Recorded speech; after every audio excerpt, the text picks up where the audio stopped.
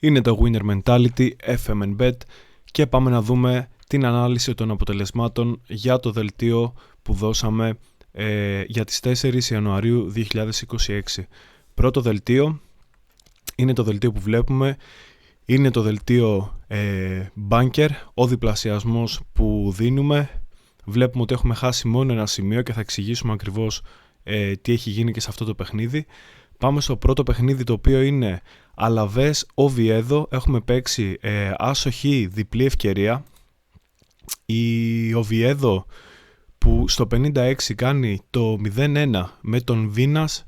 Στο 69 ο Μπογέ κάνει το 1-1 που ήταν και το τελικό σκορ. Μοιρασμένο παιχνίδι, την κατοχή την είχε Αλαβές, τα σουτ πάνω κάτω το ίδιο, 15 για την Οβιέδο, 13 για την Αλαβές. Ένα παιχνίδι που είχε πολύ καλές φάσεις και για τις δύο ομάδες και από μία κόκκινη στο 75 για τον Βίνιας, στο 88 για τον Προτετσόνη. Έμεινε το 1-1 και κερδίσαμε το σημείο. City Chelsea είχαμε άσοχη διπλή ευκαιρία. Ξέραμε ότι η Chelsea μπορεί να κάνει τη ζημιά, δεν είναι στο καλύτερο φεγγάρι που υπήρχε ποτέ, αλλά όπως βλέπουμε κάνει τη ζημιά.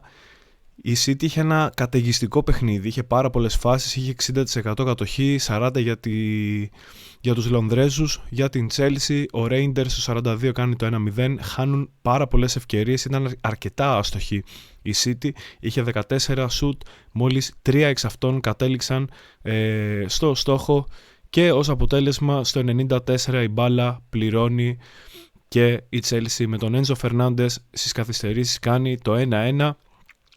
Και παρόλα αυτά εμείς είχαμε διπλή ευκαιρία, πιάνουμε και αυτό το σημείο. Σεβίλη Λεβάντε είναι το μάτς το οποίο χάσαμε και δεν μπορούμε για όποιον δεν είδε το παιχνίδι δεν μπορεί να καταλάβει πραγματικά το πώς χάθηκε αυτό το μάτς. Ένα παιχνίδι στο οποίο η Σεβίλη είχε 16 σουτ, 6 στο στόχο, είχε 65% την κατοχή.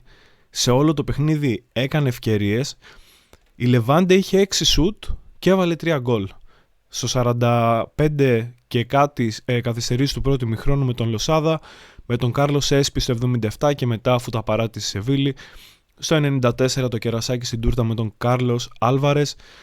Πραγματικά είναι από τα παιχνίδια που λες οκ, είναι η μπάλα, θα μπορούσε κάλλιστα να έχει κάνει, έχασε πάρα πολύ μεγάλες ευκαιρίες η Σεβίλη στο παιχνίδι, είχε 16 σουτ, 10 παραπάνω, αυτή είναι η μπάλα. Στο 47 πλήρωσε την αστοχία της Σεβίλη με τον γκολ του Λοσάδα.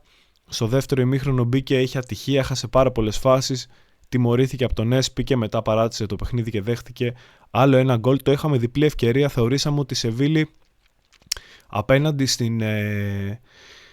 στην Λεβάντε, η οποία Λεβάντε στο βαθμολογικό πίνακα είναι προτελευταία, ήταν τελευταία μέχρι τώρα, είχε μόλις 10 βαθμούς σε 16 παιχνίδια, είναι μόλις τρίτη νίκη που κάνει σε 17 παιχνίδια η Λεβάντε. Παρ' όλα αυτά καταφέρνει και φεύγει με αυτό το σπουδαίο διπλό μέσα από τη Σεβίλη και ουσιαστικά χάνουμε το δελτίο εξαιτίας της ομάδας του Ματίας Αλμέιδα, η οποία παρουσιάστηκε όχι και τόσο αποτελεσματική στο παιχνίδι. Φούλαμ Λίβερπουλ το είχαμε διπλό, διπλή ευκαιρία και το σκορ του παιχνιδιού ήταν το 2-2. Στο 17 ο Wilson άνοιξε το παιχνίδι για την Φούλαμ. Ο Βίρτς στο 57 έδωσε το γκολ της ισοφάρισης για τη Λίβερπουλ. Στο 94 ο Χάκπο έκανε το 1-2, αλλά δεν χάρηκαν για πολύ οι φίλαθλοι της Λίβερπουλ, καθώς στο 97 μετά από 3 λεπτά ο Χάρισον Ριντ έκανε το 2-2 και ήταν το τελικό σκορ του παιχνιδιού. 58% κατοχή για τη Λίβερπουλ, 42% για τη Φούλαμ, 7 τα σούτ για τη Φούλαμ, 10 για τη Λίβερπουλ. Μοιρασμένο παιχνίδι, πιο πολλές χαμένες ευκαιρίες νομίζω ήταν για την Λίβερπουλ και τα expected goals νομίζω ότι ήταν παραπάνω για τη Λίβερπουλ. Όπως και να έχει, 2-2 χάσαμε το δελτίο λόγω της ομάδας του Ματίας Αλμέιδα. Πάμε στο δελτίο Sniper, το οποίο χάσαμε 2 σημεία. Πάμε να τα δούμε αναλυτικά. Real Madrid Betis 5-1, το είχαμε άσο στο 1.48 απόδοση. Η Real που διέλυσε την Betis hat-trick του Γκονζάλο Γκαρθία στο 20, στο 50 και στο 82. Ραούλ Ασένσιο στο 56, Φραν Γκαρθία στο 93. Για την Μπέτις είχε μειώσει ο Χερνάντες στο 66, είχε κάνει το 3-1. Ένα παιχνίδι που ήταν καταιγιστική η Ρεάλ. Η Μπέτις δεν είχε κάποια αντίδραση και έτσι έφυγε από το στάδιο της Μαδρίτης με αυτό το 5-1. Φούλαμ Λίβερπουλ, το είχαμε goal, είχαμε προβλέψει το goal. Η Λίβερπουλ είναι αδύναμη αμυντικά, όμως βρίσκει επιθετικά τη λύση, θα σκοράρει κάποιο τέρμα. Το έκανε, κερδίσαμε και αυτό το σημείο στο 1.70. Και Αλβέρκα Φαμαλικάο ήταν το επόμενο παιχνίδι, το οποίο στο 95 τελείωσε 1-0 με ένα πέναλτι που κέρδισε η Αλβέρκα. Η Φαμαλικάο δεν παρουσιάστηκε όπως την περιμέναμε να παρουσιαστεί. Είναι μια ομάδα η οποία θεωρητικά θα κυνηγήσει το ευρωπαϊκό εισιτήριο, όμως θα πρέπει να παίρνει αυτά τα παιχνίδια αν θέλει να κυνηγήσει το ευρωπαϊκό εισιτήριο και να παίξει του χρόνου Ευρώπη. Αυτή τη στιγμή βρίσκεται στην 8η θέση του βαθμολογικού πίνακα. Είναι 5 βαθμούς πίσω από την προνομιούχα θέση που οδηγεί στην Ευρώπη. 3 βαθμούς πίσω της πλέον είναι και η Αλβέρκα στην 10η θέση με 20 βαθμούς. Ίντερ Μπολόνια, το είχαμε άσο, 3-1. Η Ίντερ αρκετά εύκολα είχε κυριαρχήσει το παιχνίδι, σε όλο το παιχνίδι. Με τον Ζιελίνσκι έκανε το 1-0 στο 39, με τον Λαουτάρο Μαρτίνες στο 48, με τον Μάρκους Τουραμ στο 74 έκανε το 3-1. Η Μπολόνια μείωσε με τον Σαντιάγο Κάστρο στο 83, 20 σουτ για την Ίντερ, 5 για την Μπολόνια, 11 από αυτά της Ίντερ στο στόχο, 2 για την Μπολόνια, η κατοχή ήταν 60-40. Ένα παιχνίδι το οποίο είχε γύρει από την αρχή υπέρ της Ίντερ. Αλβέρκα Φαμαλικάο, City Chelsea λοιπόν, 1-1. Εδώ χάσαμε σε περίπτωση που η Φαμαλικάο έκανε το διπλό μέσα στην Αλβέρκα, το οποίο ήταν ρίσκι προφανώς στο 2 απόδοση. Θα χάναμε το δελτίο στο 94 από το γκολ της Chelsea που προήλθε από μια στατική φάση, και έτσι λοιπόν χάθηκε και αυτό το δελτίο και πάμε στο επόμενο δελτίο, το οποίο είναι το δελτίο Bomber. Εδώ δεν πήγε καθόλου καλά, προφανώς είναι ένα δελτίο το οποίο έχει αρκετά υψηλές αποδόσεις, είναι δελτίο με αρκετό ρίσκο, γι' αυτό το ποντάρισμα που θα κάνεις δεν θα είναι ιδιαίτερα μεγάλο, θα είναι 5, 10, 20 ευρώ το πολύ. Εδώ βλέπουμε ότι ο Απόλλων Λεμεσού με την Πάφο που το είχαμε ισοπαλία 2-1, ο Απόλλων ξέραμε ότι έχει καλή επίθεση, η Πάφος είχε 7 ή 6 συνεχόμενες νίκες, η τελευταία ήταν από την Ομόνοια, η οποία είναι η πρώτη της βαθμολογίας στην Κύπρο. Η Πάφος βρέθηκε πίσω στο σκορ από τον Πέδρο Μαρκέ στο 6, βρήκε αντίδραση με τον Μπρούνο Φελίπε στο 38, αλλά με το πέναλτι του Γκάρι Ροντρίγκες ήταν και το τελικό αποτέλεσμα. Απόλλων Λεμεσού Πάφος 2-1.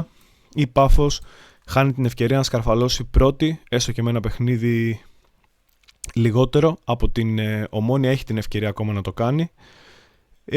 Ο Απόλλων παραμένει στην 6η θέση του βαθμολογικού πίνακα με 27 βαθμούς. Μαγιόρκα Χιρόνα, το είχαμε 1-2. Αυτό το παιχνίδι έληξε, το είχαμε έληξε 1-2.